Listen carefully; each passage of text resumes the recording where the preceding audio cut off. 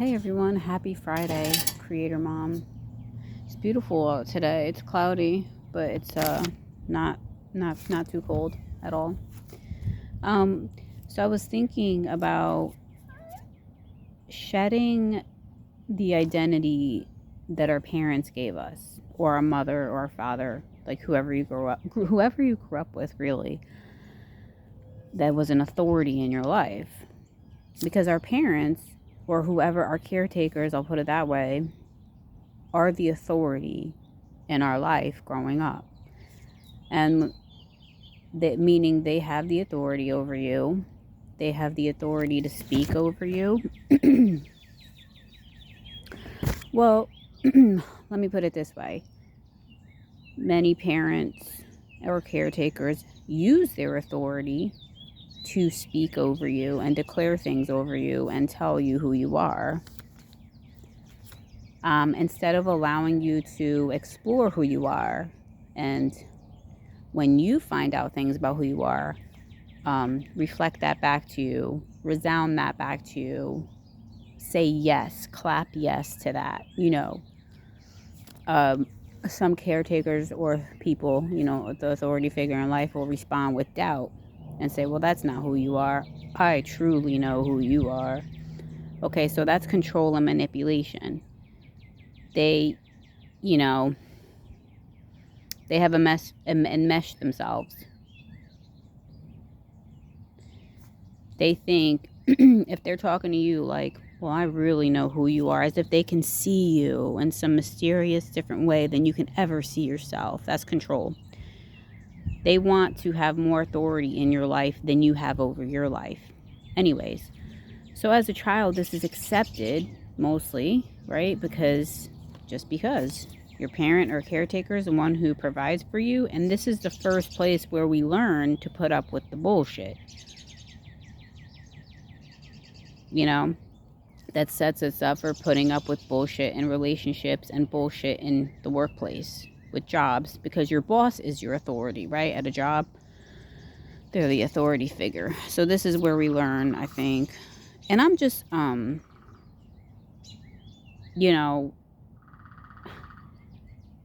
anybody, when you listen to anyone, me or anyone, when I listen to people, I take things with a grain of salt. Just because somebody's talking about something doesn't mean they're the authority on it and everything they're saying is right. We must always weigh things out for ourselves and really make ourselves the authority over our life. Never let and this kind of pattern happens where we keep letting other people be the authority and have the final say, especially if we listen to someone and we're like, wow, we really agree with 99% of the shit they say. Then then they say something we don't like, but then we're like, oh, we can't not agree with them. They're like the authority. No, they're not the authority. Then you remember, oh yeah, that's right. I'm the authority of my life, and I get to choose what I agree with and what I don't. And that's true for me. So instead of letting some outside person be the authority, especially with the pastors and the church and stuff like that too, we can let those people become authorities in our lives also very easily. But anyways, the relationship we have with our parents or caretaker is the first relationship where that kind of builds the foundation for all of this. So, but we have to come to a point where we realize that we're the authority in our life. And it's not shameful to be talking about this at 40 years old, because the number 18 is not a magic number. Pamela Rickia talks about this with unschooling. We have this idea because of the culture we grew up with, the culture, the laws, the state, that 18 is just this magic number. And all of a sudden at 18, you got to know everything. You're an adult now. Okay, that's not how it happens. Sure, that may happen in a physical way, but spiritually and energetically, a lot of us walk around with our parents still being the authority in our life. Some people can go their whole life like that, with your parent being the authority in your life, meaning their thoughts about who you are always taking the dominance, rather than you assessing those thoughts and saying, you know what, that isn't true. I decide, because I am that I am, that that's not true. Even though I feel like it's true, I intend that I'm going to create a different feeling now. That's the only way I know how to do it, because I personally have realized that, like, I feel certain things that my mind is like, okay, I want to detach from this. I want to separate from this. I don't want to feel like that anymore. I don't want to feel not good enough anymore. I don't want to feel like a bad person anymore. Like, I know I'm not a bad person. I know I'm good enough up here. Like, I know that that's what I should be feeling, or that's what I want to. That's what I, like, agree with. But for some reason in here, it's hard to get this thing to shift right here. But, I mean, all I know to do right now is to create an intention and say out loud, I intend that I'm going to cultivate the feeling of being good enough and knowing that I'm a good person. That I'm not who my mother says that I am. And I think that takes a lot of personal guts. Because I think in a lot of ways, because you grew up with your mom and they are a person who's so close to you, and it just really, really seems like they may know you more than you know yourself, you had to step into that place of authority and realize, oh, I only know myself. I know myself the best. I know myself the best, not them, you know? They made me feel like they knew me the best, but that's not the truth. I'm the only one who's in me and in my head, not them. You know, that's control and manipulation again. So I saw this in a show called The Happy Face. You've probably heard of it. There's a movie, The Happy Face Killer. The show is based off the girl who's the daughter of the Happy Face Killer. And she's like 40 now, probably, or something like that, or in her late 30s. And at 15, she found out that her dad was the Happy Face Killer, right? So this is confusing. You have this connection with this person who you call dad. You love him, and now you find out he's a serial killer. So it's like, whoa, what do you do with that information? Shit. You know, it's like there's part of you that still loves this person as your dad, but then another part of you hates him for what he's done and who he is, you know? So anyways, in this movie, she cuts her dad off, obviously, and she's like, don't fucking call me, don't call my fucking daughter, don't write to my daughter, because he tries to write to her daughter, who's now like 15 or something like that, for her birthday, and he's like, she tells him, knock it off, you gotta suffer for what you did. I don't want nothing to do with you. But unfortunately, she works for a talk show, she does makeup for a talk show, and he calls her job, because he's not going to let her go that easily. He calls her job and tells them, basically he tells them he has the information for a 9th person that he killed that he never disclosed. He disclosed only 8 people that he killed. So, but he will only tell Melissa, or he will only tell this lady. He doesn't tell the talk show guy that that's his daughter. But she has to eventually disclose that, because he's like, hey, what's going on? The Happy Face Killer called us and said he wants to disclose the 9th person, but only to you. Do you know why? And then she has to disclose eventually, like, oh God, he's my dad, he's my father, you know. So there's a lot of shame that came with that for her, obviously, because at 15 she got her ass beat when everybody found out who her dad was. So obviously the natural thing to do is to never want anybody to know who your father is, because hey, right? It's that authority. When people see who your parents are, they automatically connect that to who you are. Oh shit, you probably got the genetics. Who knows? Are you dark like your father too? But this is another thing that I was coming up with today, is that you came from God. Our spirit, our person comes from God. The fabric of our being isn't created by our parents, okay? Just because we can create life, like with the sperm and ovary and shit, like that's how it forms, like our physical body, our spirit, we don't form the spirit of a person, okay? I believe the spirit of the person comes from God. When you see a baby come out, and my 3 kids taught me this, each of them had their own persona already, straight off from the bat. As infants, I saw it. I was like, wow, okay, these are actual people. They're not blank slates. They have their own personality when they come here. We didn't create that, okay? So you are not your mom, you are not your dad. Controlling, manipulative people will make you feel like you are. Anyway, so she didn't want nothing to do with this guy. So they bring her on the talk show and they ask her, are you afraid that you're like your dad? And she was like, whoa.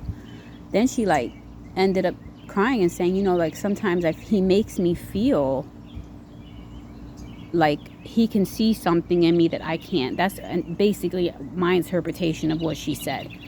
He makes me feel, when she's with him, when she's in the same room with him visiting at jail, he makes her feel like there's something in her that she can't see, but he can see. It's like their little connection, and that makes her feel like there's a part of me that's him, but it's just his. And then when she said that on the show, as I'm watching the show, I said that's control manipulation. And in the show, the talk show host goes, that's called manipulation. And it is to make somebody feel like something about and in them that they don't. You got that sense of control over them. That's it. Once she realizes that shit is control manipulation, boom, cut right there. He doesn't know shit. He's just a controlling, manipulative dude, serial killer, period.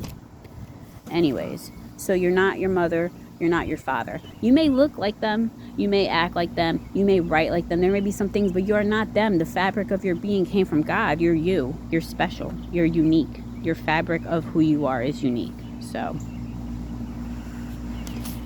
I'm looking at my notes. So yeah, now you step into your own authority over yourself. That doesn't always happen at 18. Sorry, I'm moving my camera because we're learning and growing still. And we have to shed what our parents said about us if you don't agree with what they said.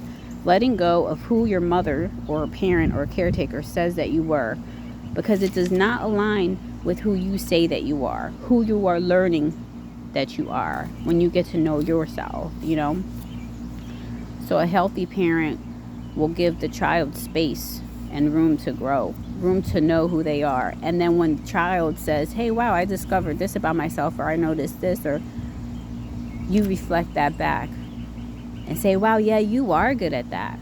Wow, yeah. That's my opinion. Part of my opinion. That's not all of it, but what else did I want to say here?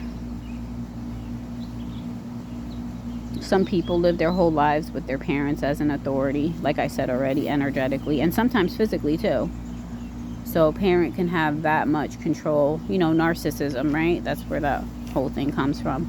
And you'll see, if you watch videos on narcissism, you'll see a lot of people that are 70, 80 commenting, I've been under this my whole entire life, and I'm just now realizing. See, I realized my mom had those characteristics of narcissism. I was 38 or 36, I don't know, 30, my later 30s. I just thought she was a perfectionist, but it was more than that, So, as you grow, even as an adult, whatever, as you grow when you're 60, 70, 80, who cares? Growing doesn't stop. Growing never stops. You're growing internally, spiritually, energetically, forever. You may not grow physically anymore, but you're never stop growing internally, mentally, emotionally. And that's a cool thing, that's really cool. So yeah, as you grow, you spiritually, energetically, mentally, emotionally, we have to reevaluate what our parents have said and spoken over us. Okay? And then intend and choose what we feel and reject what doesn't align. And never repeat what they say. Stop repeating what your parents said. You're only reinforcing it. Just stop, right? Don't repeat it to other people. I mean, to yourself, you can acknowledge or whatever, or close friend or therapist or something, that your parents called you selfish, your parents did this X, Y, Z, and then decide, well, am I? Do I believe that that's who I am? No, I don't. My parent doesn't know me. I know me. I know why I do this and why I'm doing that, and I know who I am. And that's the greatest authority that I think that we can have in our lives. The greatest authority we can have is to know who we are believe in who we are, believe ourselves, and step into that strong place of becoming the authority mentally, emotionally, spiritually in our own lives. And stop letting other people be the authority. And that's why, they say stop looking to other people to validate you, because basically you're saying you're the authority, I need your validation, but yeah, we need to validate ourselves. Not that we can't seek advice or information, but we're always checking it with ourselves to see, does it resonate with me? But yeah, I've definitely had that thing where, like, somebody I was listening to that I agreed with, then I didn't agree. I was like, oh, I felt like scared almost, like, but I'm the authority here in my life. So anyways, I just wanted to share that message, and that's what I intend to do, because that message was for me, and I just wanted to share it out. Like, I intend to cultivate the feelings of being good enough, inside of me right here.